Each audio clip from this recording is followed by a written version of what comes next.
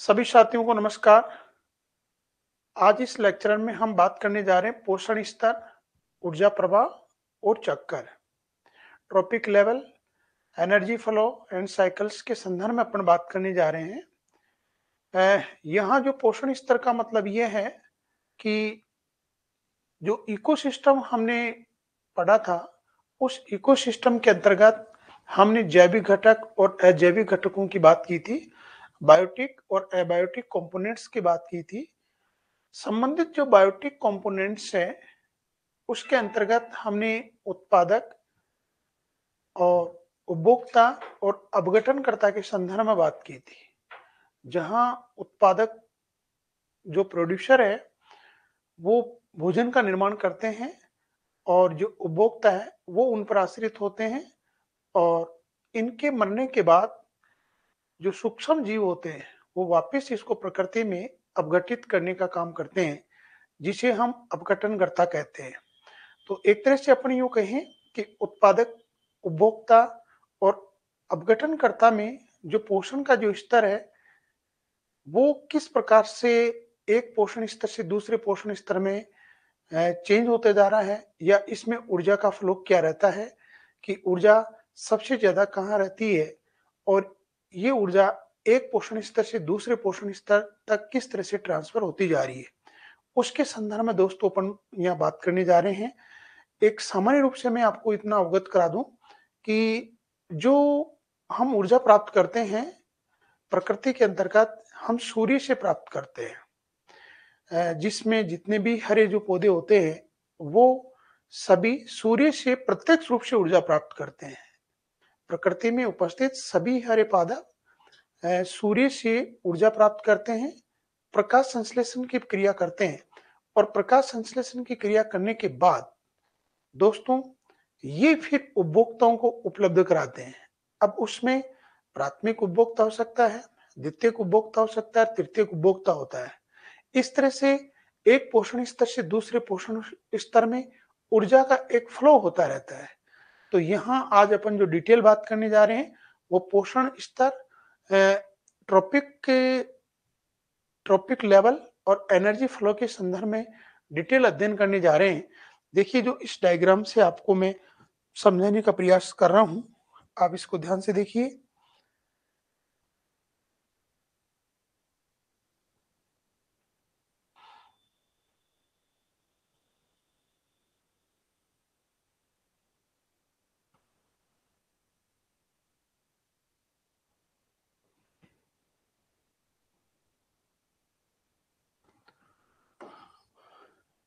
Yes, सामने देखिए सभी बच्चे।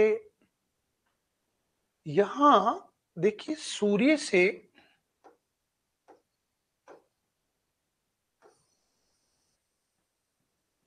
इस पृथ्वी तल को ऊर्जा प्राप्त हो रही है, और ये ऊर्जा जो उत्पादक हैं वो प्राप्त करते हैं। यहां प्रोड्यूसर, एक तरह से अपन यूं कहें कि जितने भी जो ग्रीन प्लांट होते हैं, हरे जो पादप होते हैं, वो सूर्य से ऊर्जा ग्रहण करते हैं। प्रत्यक्ष रूप से ऊर्जा का जो स्रोत है इस पृथ्वी तल पर वो कौन है? वो सूर्य है। अब ये हरे जो पादप होंगे ये फोटोसिंथेसिस की प्रक्रिया करेंगे, प्रकाश संश्लेषण की क्रिया करेंगे। और प्रकाश संश्लेषण की क्रिया करने का मतलब यह है कि इन्होंने सूर्य से ऊर्जा ग्रहण की, वायुमंडल से CO2 गैस ग्रहण की, और मिट्टी से, मृदा से अपन यूं कहें कि पोषक तत्व ग्रहण किया, और कार्बोहाइड्रेट्स का ये निर्माण करते हैं और ऑक्सीजन रिलीज करते हैं। तो देखिए, कार्बोहाइड्रेट्स मतलब भोजन का इन्होंने निर्माण कर दिया है। तो प्रकृति में या इकोसिस्टम के अंतर्गत जो बायोटिक घटक जो अपन पढ़ते हैं, जैविक जो घटक पढ़ते हैं, उसमें ये एक तरह से उत्पादक कहलाते हैं। इनको अपन क्या कहते हैं? प्रोड्यूसर कहलाते हैं। अब ये जो प्रोड्यूसर है, एक तरह से ये पोषण स्तर हो गया, प्रथम पोषण स्तर। ये जो उत्पादक है ये प्रथम पोषण स्तर कहलाता है, प्रथम पोषण स्तर।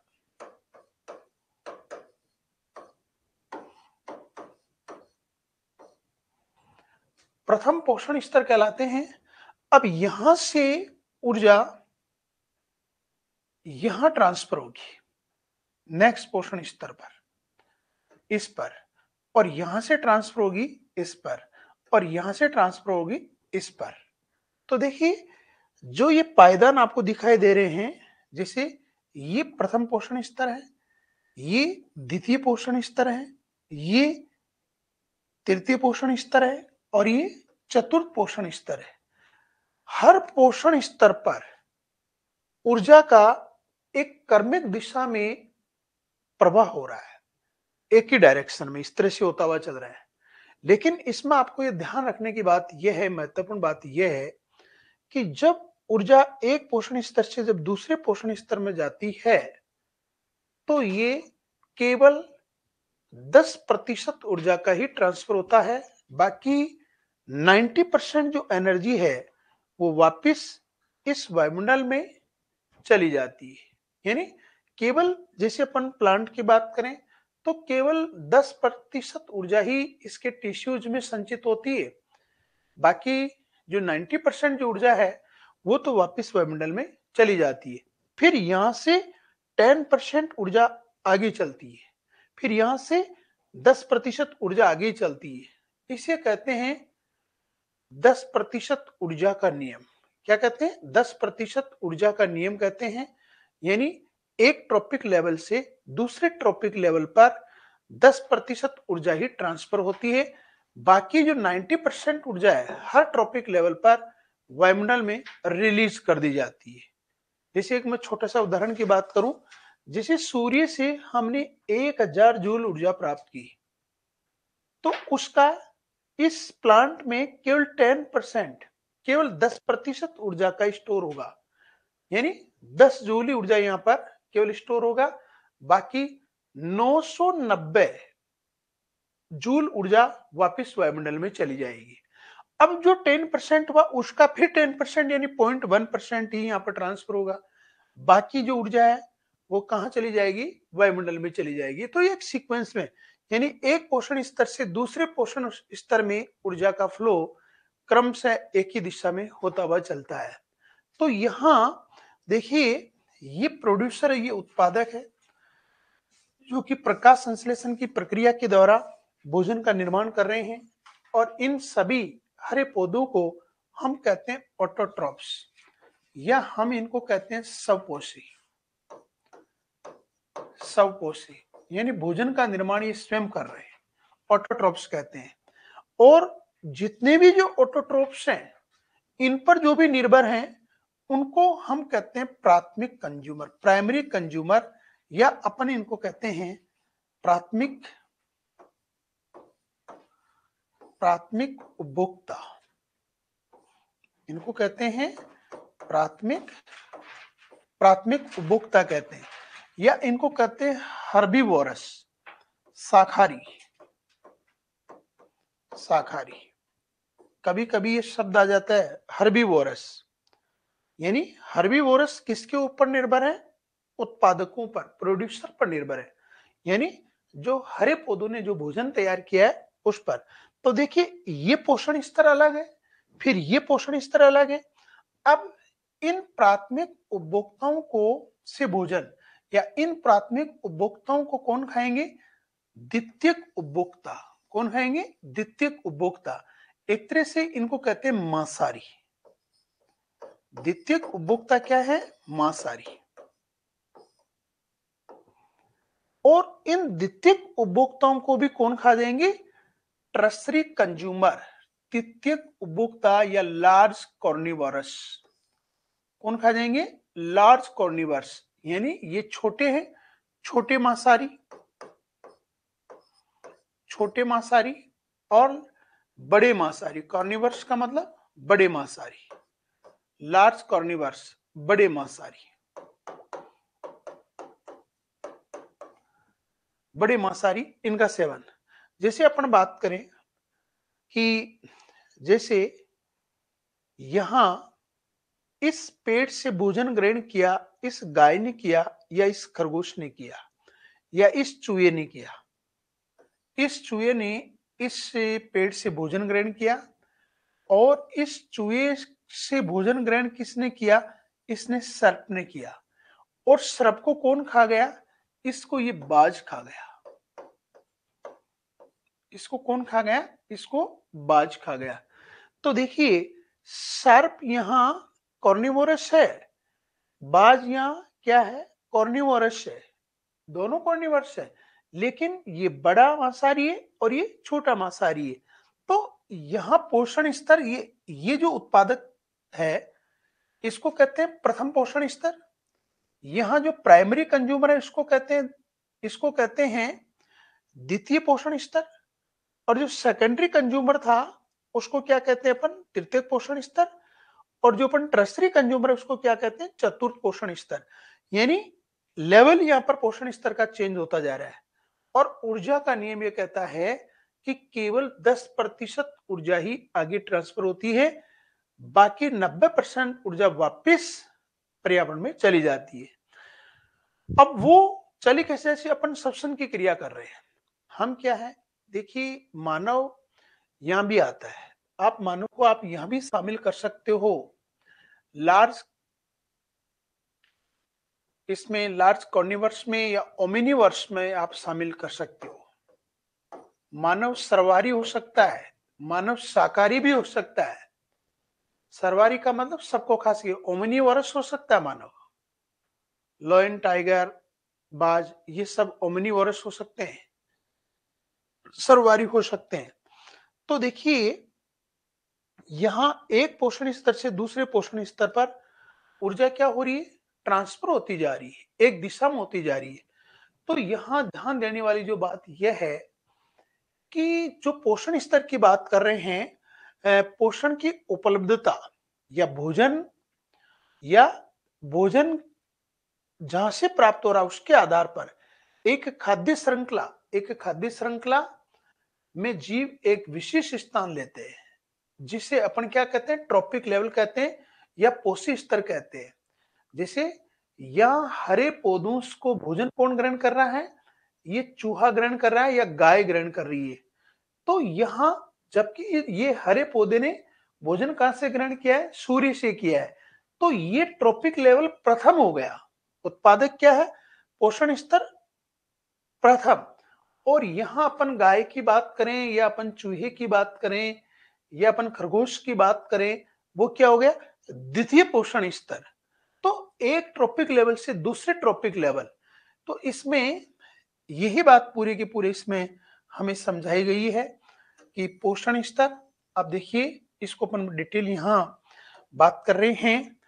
अभी जो बात कर रहे हैं, सूर्य पृथ्वी पर सभी इकोसिस्टम के लिए ऊर्जा का एक सक्रिय सोर्स होता है। समस्त सजीव जगत जो ऊर्जा प्राप्त करता है, वो कहां से प्राप्त करता है? वो सूर्य से प्राप्त करता है। सभी प्रमुख जीव सीधे या प्रत्यक्ष रूप से उत्पादक पर भोजन के लिए निर्भर रहते हैं। अभी अपन पेड़ पौधों की जो बात कर रहे थे, ग्रीन प्लांट की बात कर रहे थे, जितने भी कंज्यूमर थे, जितने भी उपभोक्ता थे, वो हरे पादपों पर निर्भर रहते हैं। सूर्य से उत्पादकों और उपभोक्ताओं के लिए ऊर्जा का अप्रत्यक्ष प्रभाव होता है एक विशेष दिशा में। एक विशेष दिशा का मतलब यह है कि जैसे सूर्य से ऊर्जा किसने ग्रहण की? ग्रीन प्लांट ने, पादप ने। और पादप से ऊर्जा कौन ग्रहण कर रहा है? मान लीजिए यहां चूहे की बात कर रहे हैं, और चूहे को से भोजन कौन ग्रहण कर रहा है? चूहे से भोजन कौन ग्रहण कर रहा है? एक तरह से सर्प। और सर्प को कौन खा रहा है? बाज। तो कहने का मतलब देखिए, यहां ये एक क्रमिक दिशा है, क्रम से इस तरह से एक दिशा है। ऐसा नहीं कि सर्प से ऊर्जा ग्रहण चूहा करे, चूहे से ऊर्जा ग्रहण पादप करे, पादप से सूर्य ग्रहण करे, ऐसा नहीं। ये सीक्वेंस चलती आएगी इसमें। देखिए, सूर्य से उत्पादक फिर उपभोक्ताओं के लिए ऊर्जा का अप्रत्यक्ष एक विशेष दिशा में प्रवाह होता है, एक ही दिशा में प्रवाह होता है। इकोसिस्टम में हरे पौधों को क्या कहते हैं? प्रोड्यूसर कहते हैं, जो कि अभी बात कर ली। क्योंकि भोजन प्रकाश संश्लेषण की क्रिया के माध्यम से भोजन कौन बना रहे हैं? हरे पादप बना रहे हैं। इनको जितने भी प्रकृति में जो ग्रीन प्लांट है उनको अपन क्या कहते हैं? प्रोड्यूसर कहते हैं, उत्पादक कहा जाता है। एक जलीय पारिस्थितिकी तंत्र में एक इक्वेटिक इकोसिस्टम में प्रमुख प्राथमिक उत्पादक के रूप में विभिन्न विभिन्न प्रजातियां, देखिए विभिन्न प्रजातियां हैं, जैसे कि पादप पलवक और शैवाल। हम देखिए दो प्रकार के पारिस्थितिकी तंत्र की बात कर रहे थे। एक स्थलीय पारिस्थितिकी तंत्र है, एक जलीय पारिस्थितिकी तंत्र है। स्थलीय पारिस्थितिकी तंत्र जिसे घास पारिस्थितिकी तंत्र हो सकता है, या मरुस्थलीय पारिस्थितिकी तंत्र हो सकता है, या पर्वतीय पारिस्थितिकी तंत्र हो सकता है। इधर जलीय पारिस्थितिकी तंत्र के अंतर्गत यह लिखा है कि एक जलीय इकोसिस्टम में प्रमुख प्राथमिक उत्पादक यानी जो भोजन का निर्माण स्वयं करेंगे, पादप पलवक। पादप पलवक को इंग्लिश में कहते हैं फाइटोप्लैंक्टन।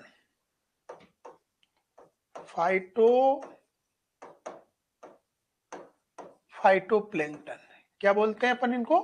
फाइटोप्लैंक्टन। यानी फाइटोप्लैंक्टन का मतलब यह है कि ये भी प्रकाश संश्लेषण की क्रिया करेंगे और प्रकाश संश्लेषण की क्रिया करके भोजन का निर्माण स्वयं करेंगे। एल्गी, शैवाल हिंदी शब्द है, इंग्लिश में इसको क्या कहते हैं? एल्गी कहते हैं। तो एक जलीय पारिस्थितिकी तंत्र के अंतर्गत फाइटोप्लैंक्टन और एल्गी क्या है? उत्पादक है, प्रोड्यूसर है। ये भोजन का निर्माण कर रहे हैं और इनको छोटी मछलियां खाएगी और उन छोटी मछलियों को बड़ी मछलियां खाएगी, शार्क जैसी बड़ी मछलियां खाएगी। एक तरह से वो क्या हो गए? कंज्यूमर हो गए। और उन बड़ी मछलियों को कौन खा सकता है? मानव खा सकता है। और जहां अपन मानव की बात कर रहे हैं, इसका मतलब मानव क्या हो गया? एक तरह से इस केस में जलीय पारिस्थितिकी तंत्र के अंतर्गत ओमिनिवोरस सर्वाहारी हो चुका है। इसलिए उत्पादक के द्वारा जमा की हुई ऊर्जा को या तो इकोसिस्टम या तो पारित कर दिया जाता है या उपभोक्ता को ट्रांसफर कर दिया जाता है या जीव की मृत्यु हो जाती है। देखिए उत्पादक के द्वारा जो ऊर्जा है वो है उसके टिश्यूज में जाकर के जमा होती है, वो 10% होती है। बाकी श्वसन की प्रक्रिया में लगभग 90% ऊर्जा का ह्रास हो जाता है, यानी डीके हो जाता है वहां पर। अब वो जो 10% ऊर्जा जो स्टोर थी वही नेक्स्ट उपभोक्ता में ट्रांसफर होती है। ये लिखा ना, हस्तांतरित हो जाती है या जीव की मृत्यु हो जाती है। सभी जानवर अपने खाद्य जरूरतों के लिए पौधों प्रत्यक्ष या अप्रत्यक्ष रूप से निर्भर करते हैं। जितने भी जो उपभोक्ता है प्रत्यक्ष और अप्रत्यक्ष रूप से किस पर निर्भर रहते हैं? वो पौधों पर निर्भर रहते हैं।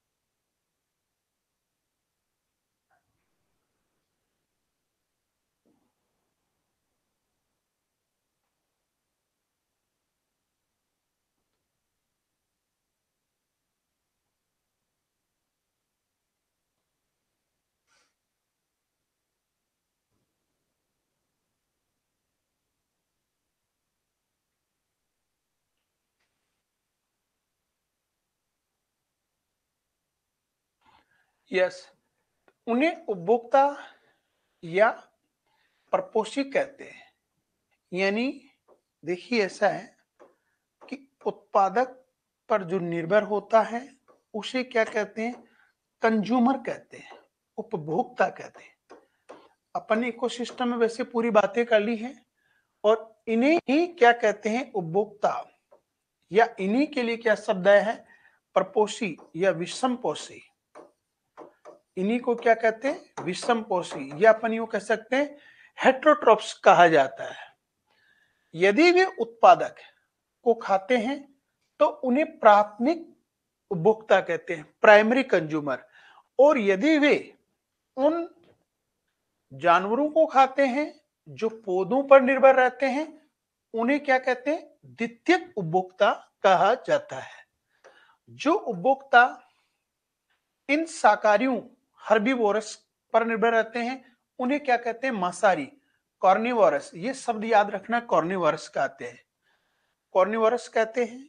और जो सबको खा जाए, जो प्राथमिक मांसाहारी पर निर्भर रहते हैं, उनको क्या कहते हैं, माध्यमिक मांसाहारी कहा जाता है। और जो इन सबको खा जाए, सबको मतलब ये कि शाकाहारी को भी खा जाते हो और मांसाहारी को भी खा जाते हो, यानी हर्बीवोरस और कॉर्निवोरस दोनों को खा जाते हो, उनको क्या कहते हैं, ओमनिवोरस, ओमिनिवोरस, सर्वाहारी। जैसे मानव हो सकता है यहां, इसी तरह से बाज हो सकता है, यहां शेर हो सकता है, यहां चीता हो सकता है, लॉयन टाइगर हो सकते हैं। ये एक तरह से ओमिनिवोरस कहलाते हैं, सर्वहारी, ये सबको खा सकते हैं। तो देखिए एक तरह से एक चेन बंधी हुई है पूरी की पूरी। नेक्स्ट, अभी हम बात कर रहे थे ट्रॉपिक पोषण स्तर की बात कर रहे थे, अब ऊर्जा फ्लो की बात करने जा रहे हैं। यहाँ पर ऊर्जा फ्लो को आप इस डायग्राम के माध्यम से समझेंगे।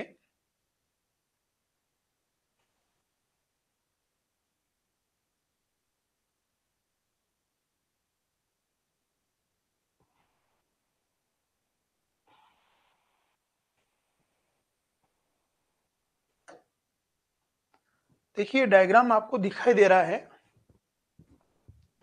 जिसमें हरे पादप है, और जो हरे पादप है वो सूर्य से ऊर्जा ग्रहण कर रहे हैं, और संबंधित हरे पादप को कोई भी जानवर खा रहा है। यहां हम जो डायग्राम की बात कर रहे हैं कि इसको हिरण खा रहा है। हरे पादप को कौन खा रहा है, हिरण खा रहा है। और हिरण को कौन खा सकता है, ये लॉयन खा सकता है। अब देखिए यहां जो हम पढ़ रहे हैं, ऊर्जा का फ्लो की बात करें, हम एनर्जी की बात कर रहे हैं।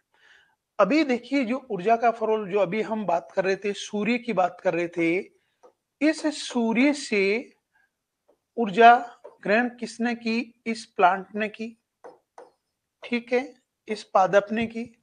पादप से ऊर्जा ग्रहण किसने की, इस हिरण ने की। और इस हिरण से ऊर्जा ग्रहण किसने की, इसने लॉयन ने की। तो देखिए सूर्य से ऊर्जा किस में आई, पादप में आई। पादप से ऊर्जा किस में आई, हिरण में आई।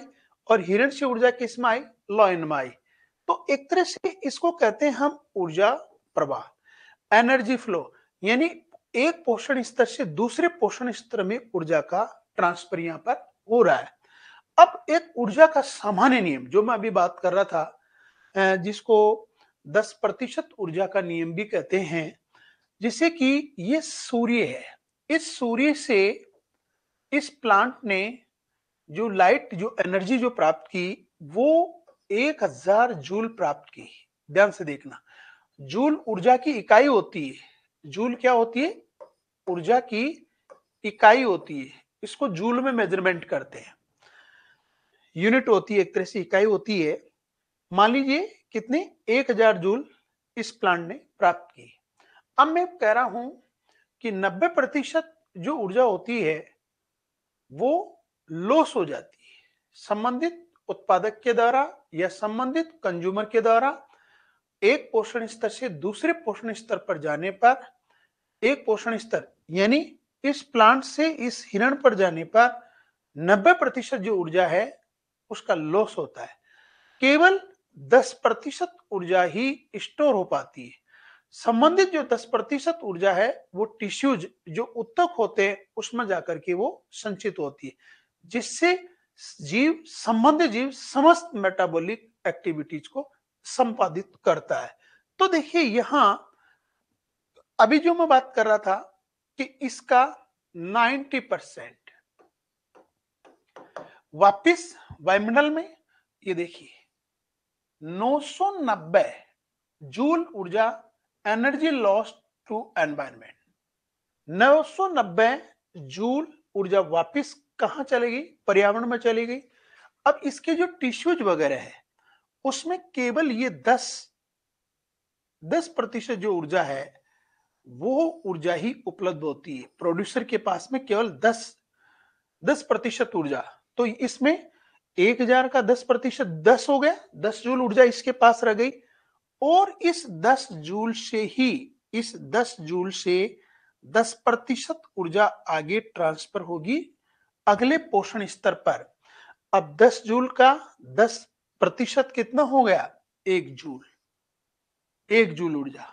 अब और 1 जूल का वही 10% कितना हो गया? इस 1 जूल का 10% कितना हो गया? 0.1 जूल। तो देखिए यहां 10% ऊर्जा ट्रांसफर हुई है, फिर इसकी 10% ऊर्जा यहां ट्रांसफर हुई है और इसकी 90% एनर्जी लॉस होती जा रही है। लॉस होती जा रही है। जैसे इसके पास जो ऊर्जा आई ये कितनी आई? ये 10 जूल ऊर्जा आ रही है। 10 में से 90% यानी 9 जूल ऊर्जा कहां चल गई? एनवायरमेंटल में। ठीक है। अब जो 1 जूल ऊर्जा जो बची वो लोइन के पास। इस 1 जूल का भी 90% यानी 0.9% कहां चली गई? एनवायरमेंट में। तो इस तरह से नेक्स्ट जो प्रवाह हो रहा है वो 10% का ही हो रहा है। जो भी पोषण स्तर आएगा इसका 10% ऊर्जा का ही ट्रांसफर हो पाता है। इससे कहते हैं ऊर्जा का 10% नियम। हमेशा कई बार कई प्रतियोगी परीक्षाओं में एक सिंपल प्रश्न आ जाता है यहाँ पर इस तरह से कि एक पोषण स्तर से दूसरे पोषण स्तर पर ऊर्जा का फ्लो कितना होता है? 10% होता है। तो यहां हम एनर्जी फ्लो की बात कर रहे हैं। अब आप इनको डिटेल देख लीजिए एक बार।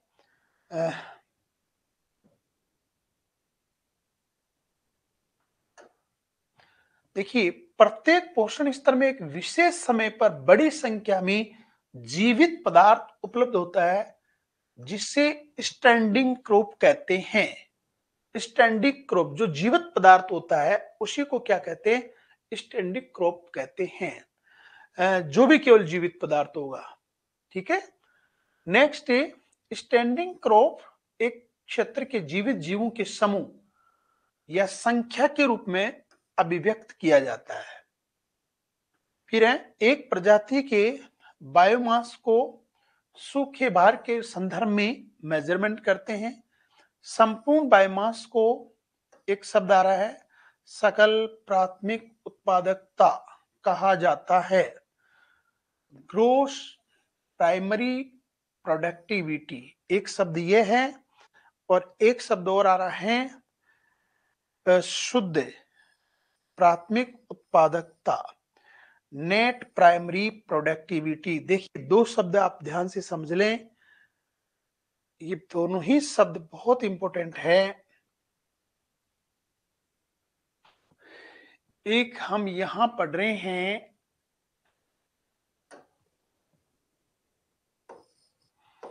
G P gross primary productivity और एक शब्द पढ़ रहे हैं नेट प्राइमरी प्रोडक्टिविटी एनपीपी एक जीपीपी। इसका मैं बहुत ही सिंपल मीनिंग बता रहा हूं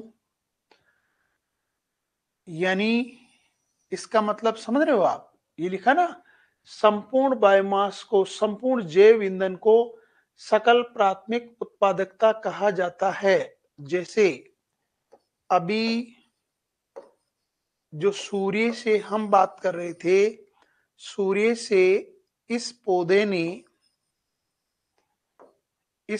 ने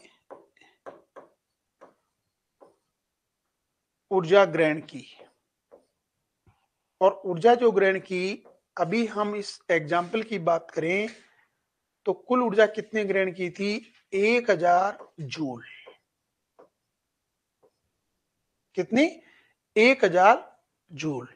लेकिन इसमें से 1000 जूल में से इसने वापिस 90% यानी 990 जूल ऊर्जा पर्यावरण में लॉस्ट कर दी, और इसमें जो स्टोर रही वो कितनी रही? 10%, यानी केवल 10 जूल रही।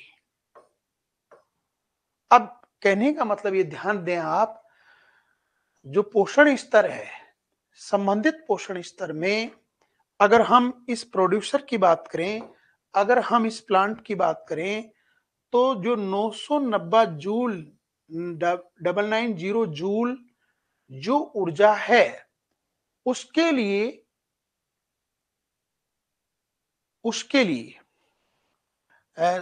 देखिए, ये जो 1000 जूल जो ऊर्जा है जो इस प्लांट ने प्राप्त की थी, उसमें 990 चली गई और केवल कितने? 10 जूल नेट उसके पास में बची है। तो जो 1000 जूल है उसके लिए जो शब्द यूज हुआ है, ग्रोस प्राइमरी प्रोडक्टिविटी शब्द यूज हुआ है। सकल प्राथमिक यानी कुल प्राथमिक उत्पादकता, और उसके पास जो स्टोर हुई है 10 जूल, उसके लिए शब्द क्या हुआ है? Net primary productivity, NPP. GPP का मतलब है कुल प्राप्त ऊर्जा, कुल प्राप्त ऊर्जा। एनपीपी का मतलब कुल संचित ऊर्जा, स्टोर जो उसके पास रही है। अब जैसे हम इस प्लांट की बात कर रहे थे, इस प्लांट के संदर्भ में, उस प्रोड्यूसर के संदर्भ में 1000 जूल क्या है? जीपीपी, प्रथम पोषण स्तर में। और जो 10 जूल वो क्या है? वो उसकी एनपीपी। क्या है? एनपीपी। अब देखो आप, दो शब्द में मैं वापिस इसको रिपीट कर रहा हूं। अब इधर देखिए आप, अब जैसे अपन, ये प्राइमरी प्रोड्यूसर हो गया, और प्राइमरी प्रोड्यूसर में यहां देखिए दो शब्द यूज आ रहे हैं,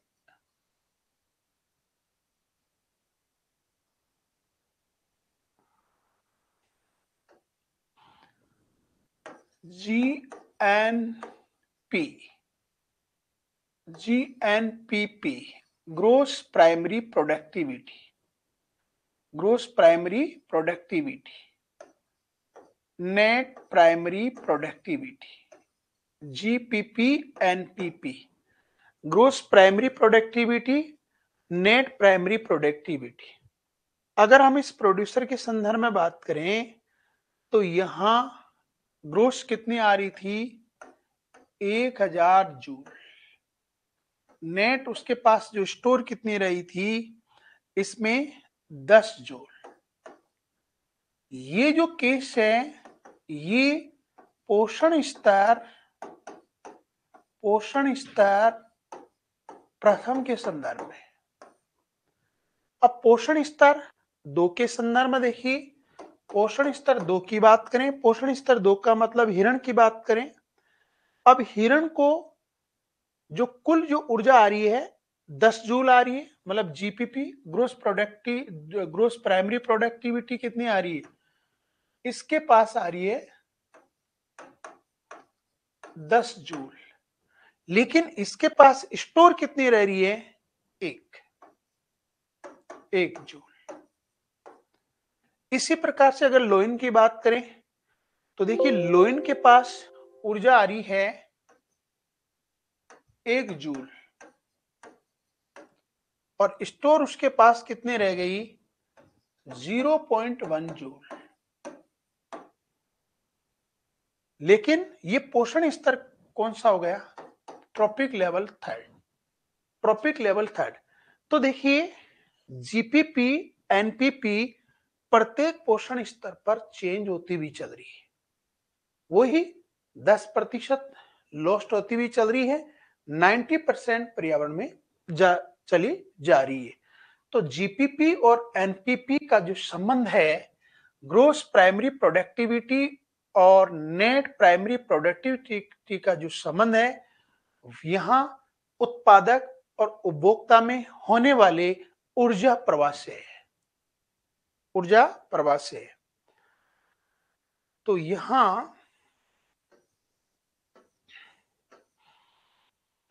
देखिए बहुत ही अच्छी लाइन है ये कई बार आता है। ग्रेजिंग फूड चेन, ये लिखा चराई खाद्य श्रृंखला। खाद्य श्रृंखला यहाँ दो प्रकार की जो अपन आगे बात करेंगे। एक है ग्रेजिंग फूड चेन और एक होती है अप्रद फूड चेन। ग्रेजिंग फूड जो चेन है उसका संबंध उत्पादक से लेकर के उपभोक्ता तक होता है और अप्रद फूड चेन का संबंध मुख्य रूप से मृत जीवों से होता है। तो पोषण स्तर की संख्या प्रतिबंधित है क्योंकि ऊर्जा का ट्रांसफर 10% नियम का पालन करता है। जो ग्रेजिंग फूड चेन है 10% ऊर्जा का पालन करता है। केवल 10% ऊर्जा ही अगले पोषण स्तर से उत्तरवर्ती पोषण स्तर तक ट्रांसफर होती हुई चलती है। ये 10% आगे, ये 10% शुद्ध प्राथमिक उत्पादकता नेट प्राइमरी प्रोडक्टिविटी के रूप में जानी जाती है।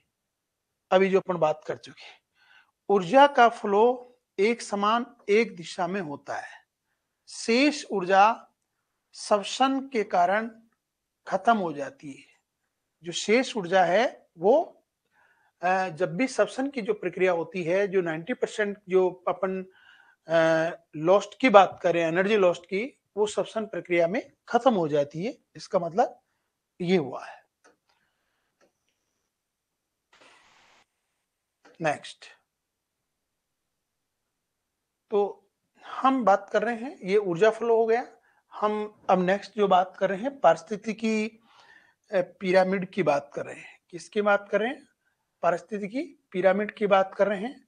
देखिए जो पारिस्थितिकी पिरामिड है, ये जो पारिस्थितिकी पिरामिड है एक तरह से ग्राफिकल रिप्रेजेंटेशन होता है, या अपन यूं कहें कि एक चित्रों के द्वारा मुख्य रूप से हम उसको प्रदर्शित करने की कोशिश करते हैं। पारिस्थितिकी पिरामिड, इसमें पारिस्थितिकी पिरामिड विभिन्न ट्रॉपिक स्तर, विभिन्न ट्रॉपिक लेवल और विभिन्न जीवित जीवों के मध्य संबंध को बताता है। और वो जो संबंध है हम एक डायग्राम के माध्यम से प्रदर्शित करते हैं।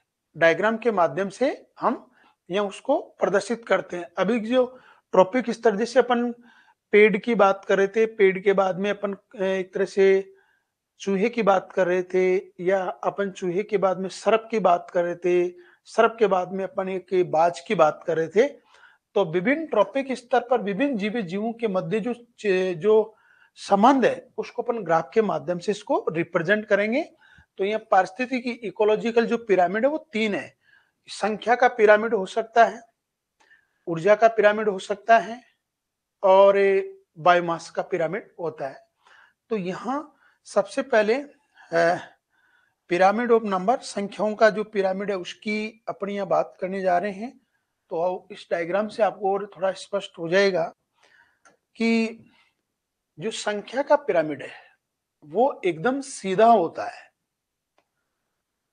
सामान्य रूप से कैसे होता है? सीधा होता है। जैसे अपन स्थलीय पारिस्थितिकी तंत्र की बात करें या अपन जलीय पारिस्थितिकी तंत्र की बात करें, तो जो प्रोड्यूसर हैं उनकी संख्या क्या होती है? ज्यादा होती है और उन पर निर्भर प्राथमिक उपभोक्ता फिर कम हो जाते हैं संख्या में। फिर उन पर निर्भर द्वितीयक उपभोक्ता और कम हो जाते हैं। फिर उन पर निर्भर तृतीयक उपभोक्ता और कम हो जाते हैं। या अपन यूं कहें कि ये प्रोड्यूसर हैं, फिर प्रोड्यूसर को जो खाने वाले जीव हैं वो शाकाहारी हैं, उनकी संख्या इनसे कम होती है। शाकाहारी को खाने वाले मांसाहारी, और मांसाहारी को एक तरह से अपनी वो कह सकते हैं सर्वाहारी, उनकी संख्या कम होती हुई चलती है। तो एक तरह से जो संख्या का जो पिरामिड बनता है वो अपराइट पिरामिड बनता है, या अपनी वो कहें कि एक सीधा पिरामिड बनता है।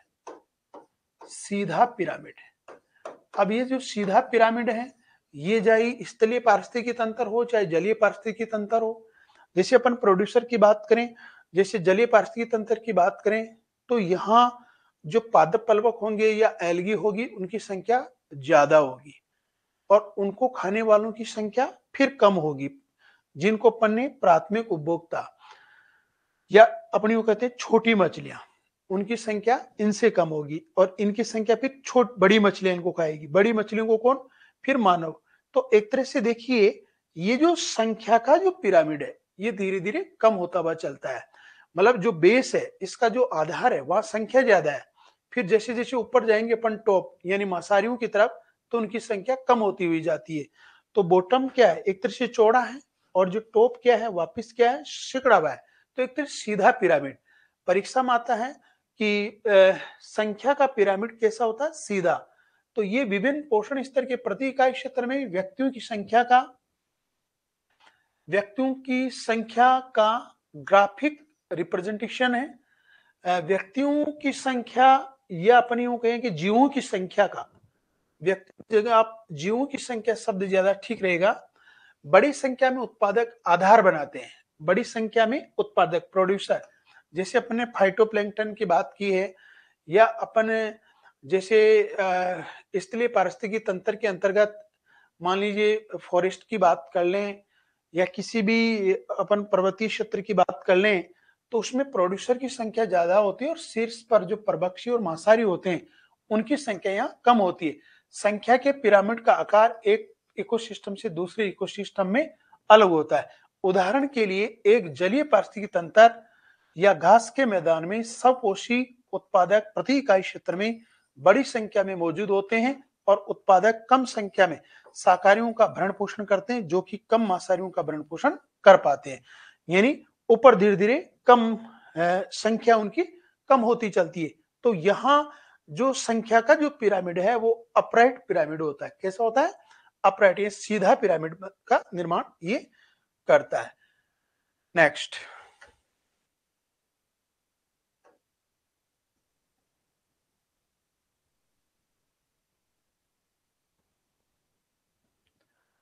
दूसरा ही हम ऊर्जा का पिरामिड के संदर्भ में यहां बात कर रहे हैं।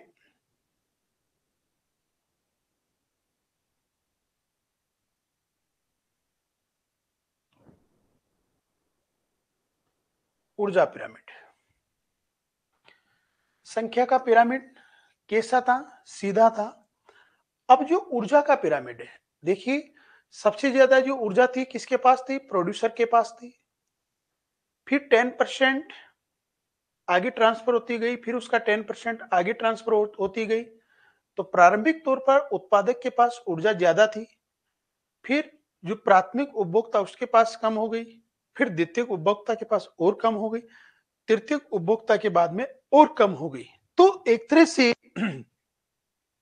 यहां प्रोड्यूसर के पास ऊर्जा क्या है, ये देखिए ज्यादा है, फिर प्राथमिक उपभोक्ता के पास कम हो गई, फिर द्वितीयक उपभोक्ता के पास कम हो गई, तृतीयक उपभोक्ता के पास में फिर कम हो गई। हर एक ट्रॉपिक लेवल से दूसरे ट्रॉपिक लेवल पर जाने पर 10% ही तो ऊर्जा का ट्रांसफर होता जा रहा है। जब 10% ऊर्जा का ट्रांसफर होता जा रहा है, तो ये हमेशा ध्यान रखिए कि जो ऊर्जा का जो पिरामिड बनता है वो सीधा बनता है। किसी भी पारिस्थितिकी पिरामिड के अंतर्गत, इकोलॉजिकल पिरामिड के अंतर्गत ऊर्जा का जो पिरामिड बनता है वो सीधा बनता है, क्योंकि यहां decreasing rate of energy flow होता है, decreasing rate of energy flow होता है। प्राकृतिक पर्यावरण के एक निश्चित हिस्से पर खाद्य श्रृंखला के प्रत्येक पोषण स्तर के माध्यम से ऊर्जा के प्रवाह का रिप्रेजेंटेशन करने वाली एक ग्राफिकल संरचना है। एक ऊर्जा पिरामिड प्रत्येक पोषण स्तर पर ऊर्जा की मात्रा का प्रतिनिधित्व करता है और प्रत्येक पर ऊर्जा की हानि को दूसरे पोषण स्तर पर ट्रांसफर करता है। ऊर्जा पिरामिड, जिसे कभी कभी ट्रॉपिक पिरामिड या पारिस्थितिक पिरामिड भी कहा जाता है, खाद्य श्रृंखला के साथ एक जीव से दूसरे जीव में ऊर्जा का हस्तांतरण को मापने में उपयोगी होती है। हमेशा ऊर्जा का जो पिरामिड होगा वो कैसा होगा, सीधा पिरामिड होगा, ये याद रखना है। नेट जैसी, यूजीसी नेट जैसी परीक्षाओं में आता है कि ऊर्जा का पिरामिड कैसे होता है, सीधा, उल्टा, उल्टा या सीधा, इस तरह से विकल्प होते हैं। तो आपको क्या याद रखना है, ऊर्जा का पिरामिड हमेशा सीधा होता है। नेक्स्ट, बायोमास का पिरामिड, बायोभार या जैव भार।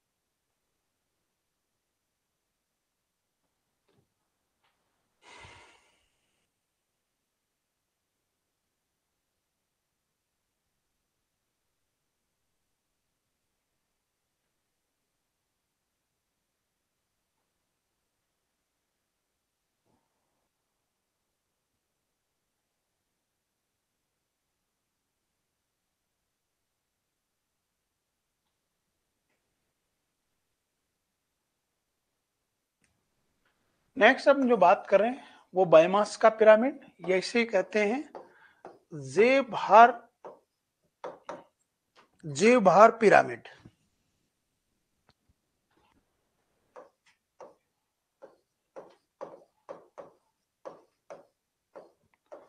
क्या कहते हैं? जैव भार पिरामिड। अब देखिए, जैव भार का मतलब है कि जो जीवित जीव है, जिसमें पादप, पेड़ पौधे, पशु, ये सभी आते हैं, उनका वजन कितना है उस वेट के आधार पर।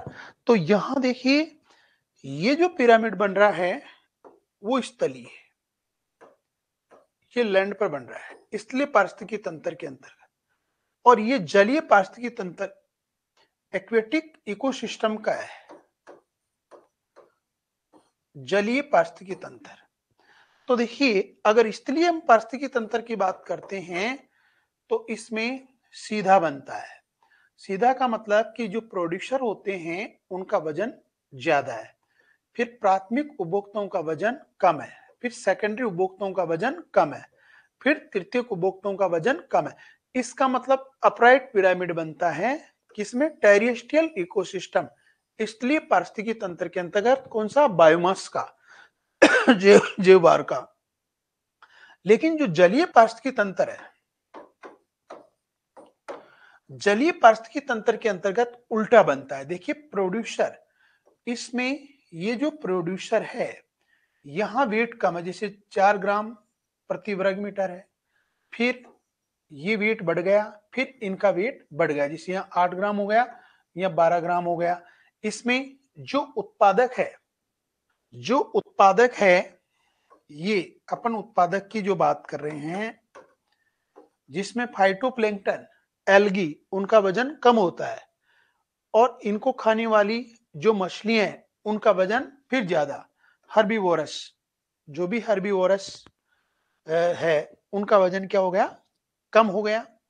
और कॉर्बिन और कॉर्निवोरस, उनका वजन, जो बड़ी मछलियां, उनका वजन और ज्यादा हो गया। तो एक तरह से फाइटोप्लैंक्टन या उत्पादक है, उपभोक्ता कौन है? हर्बीवोरस, जो बड़ी मछलियां हैं, फिर उनसे भी बड़ी मछलियां हैं, तो उनका वजन क्या होता जा रहा है? कम, वो बढ़ता हुआ जा रहा है। तो एक तरह से जो नीचे अगर हम देखें, बॉटम पर देखें, तो वजन कम है और फिर वजन ज्यादा है।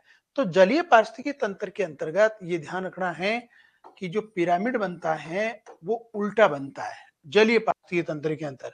और स्थलीय पारिस्थितिकी तंत्र के अंदर जैव भार का जो पिरामिड है वो कैसा बनता है? वो सीधा पिरामिड बनता है। बायोमास पिरामिड का विशेष तौर से दोस्तों आपको ध्यान रखना है कि बायोमास का जो पिरामिड है स्थलीय पारिस्थितिकी तंत्र के अंतर्गत सीधा बनता है, और जलीय पारिस्थितिकी तंत्र के अंतर्गत ये उल्टा बनता है। तो एक तरह से जिसे नाम से पता चल रहा है, यहां नाम से पता चल रहा है, नाम से पता क्या चल रहा है? देखिए, एक तरह से अपन यूं कहें कि अगर देखते हैं कि नाम से बायोमास पिरामिड प्रत्येक ट्रॉपिक स्तर पर प्रति इकाई क्षेत्र में मौजूद बायोमास, जीवित जो जीव होते हैं की मात्रा को प्रदर्शित करता है। प्रोड्यूसर के आधार पर और शीर्ष पर मांसाहारियों के साथ खींचा जाता है। बायोमास के पिरामिड को आमतौर पर प्रत्येक पोषी स्तर पर रहने वाले सभी जीवों को अलग अलग एकत्रित करते हैं और उनके सूखे वजन को मापकर लगाया जाता है। प्रत्येक ट्रॉपिक स्तर पर एक निश्चित समय पर जीवित सामग्री का एक निश्चित द्रव्यमान होता है, जिसे क्या कहते हैं, स्टैंडिंग क्रॉप, खड़ी फसल कहा जाता है। एक निश्चित समय पर जीवित सामग्री का एक निश्चित द्रव्यमान होता है।